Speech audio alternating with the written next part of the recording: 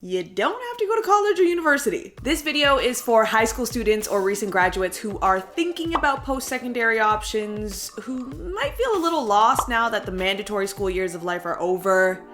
And, you might be feeling a little pressure from family, friends, and society to go to college or university.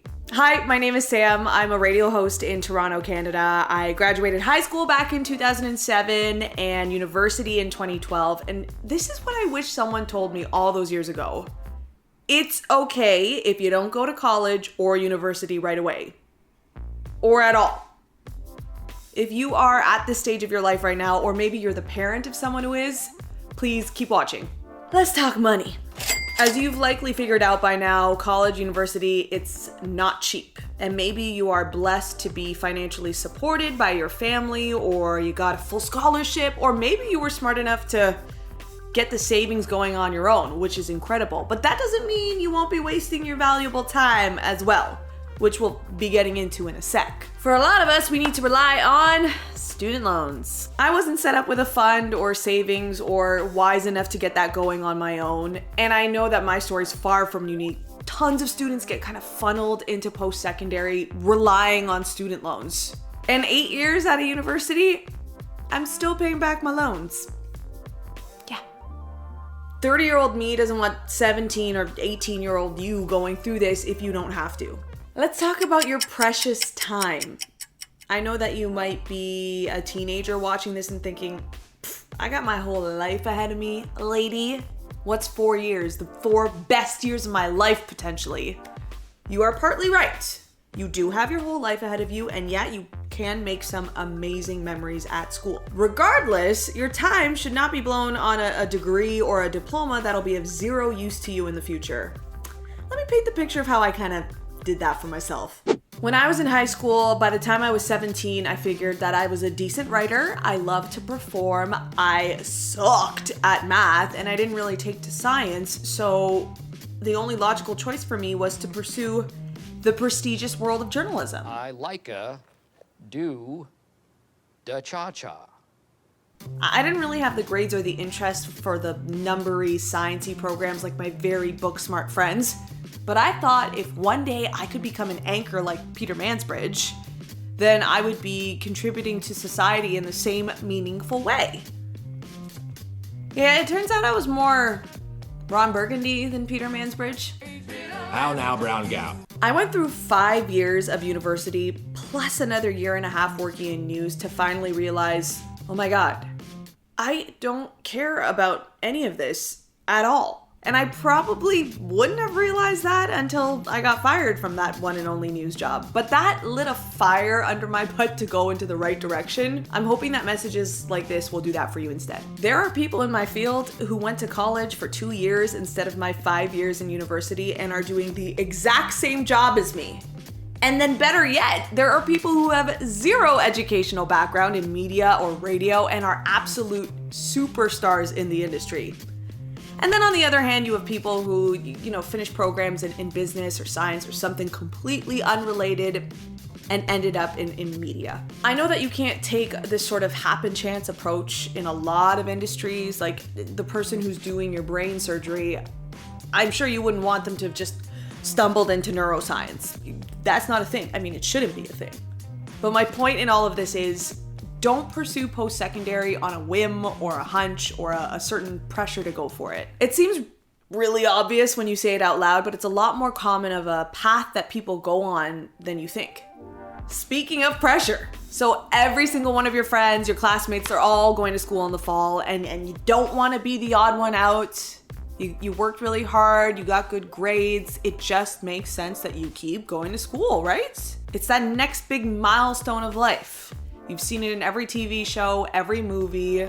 Congratulations, class of 2004. We did it! You've gone to the college fairs, the reps have come to your school, you've gone through all the information packages. And then on top of that, you might be letting your family down if you don't go to school right away. Dude, I get it. Everywhere you look, you are being told to keep going to school. It's like you're being herded like cattle. That's why I ended up frantically applying to 8 or 9 schools, and I got into all of them except for my first choice, which was the only school I really wanted to be at. And because I so badly didn't want to be left out and I didn't really know any better, I just accepted the second choice. I did reapply the following year and I got into my top choice, but that first year out of high school, I wasted so much time and money, and it was probably the loneliest and least fulfilling year of my life.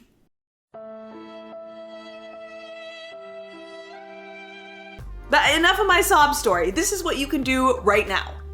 Go do things that interest you for free. Because if you do them and enjoy doing them for no money, you'll be a lot less grumbly when you're in school, studying, all-nighters, all the projects that you have to do around this area of interest.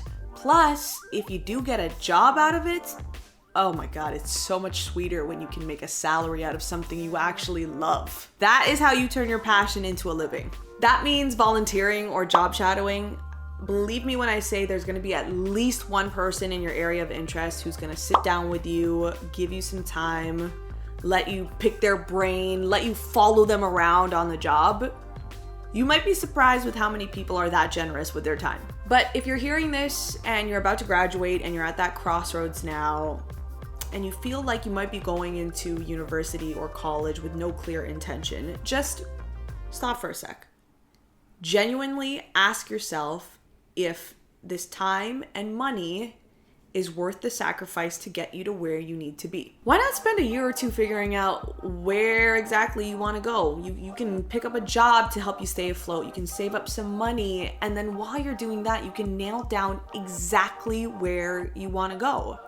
That university or college, it's still going to be there. Your high school grades and experience, they're going to be on file. They're not going anywhere either.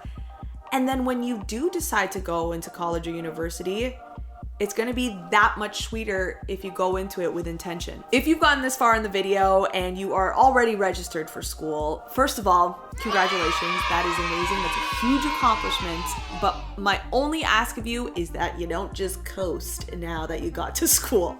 Because I know a lot of people who are guilty of that, myself included. Really be mindful of the courses that you're taking and the information that resonates or does not resonate with you. Again, these are not the mandatory school years of your life. If you're in your first year, you can usually tell if the program's right for you within the first few months. And then you need to use that intuition to figure out what the next moves are for you, whether that be switching up your course load, switching the program altogether, or even taking a break from school to figure out, reassess if it's gonna help you on your path. You're done with the mandatory school years of your life, and the next few years, should you pursue post-secondary, should not be experienced in autopilot. You now have the freedom to use your time and money towards something that you actually give a crap about.